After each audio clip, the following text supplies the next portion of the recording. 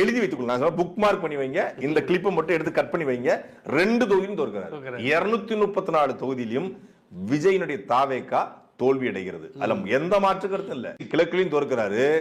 திருச்சி கிழக்கு நம்ம பார்க்கும்போது அதுல அவர் பெற்றிருக்கக்கூடிய வாக்குகள் 32,792. பெரம்பூர்லயும் தோற்கிறாரு. அடுத்து நம்ம பெரம்பூர் தொகுதியை பாக்குறோம். அதுல தாவேகா தலைவர் விஜய் போட்டிட்டாரு. 45,917 வாக்குகளை பெற்றிருக்காரு.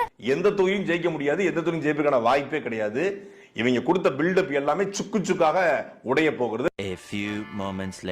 காரைக்குடியில் போட்டியிட்ட நாம் தமிழர் கட்சியினுடைய தலைமை ஒருங்கிணைப்பாளர் சீமான் பெற்ற வாக்குகள் 7,625 இருக்கு.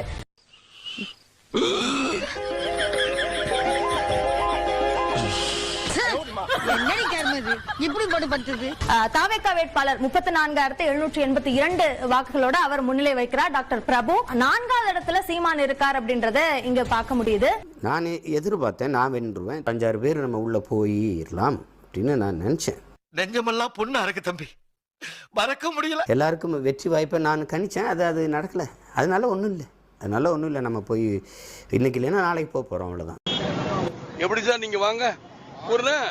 மக்களை நம்பி நிற்கிறோம், மக்கள் நம்பும்படி நிற்கிறோம். மக்கள் என்னைக்கு நம்புகிறாங்களோ அன்னைக்கு நமக்கு வெற்றி வரும். அது வரைக்கும் துணிஞ்சு நாம் போராடிட்டு இருக்கோம்.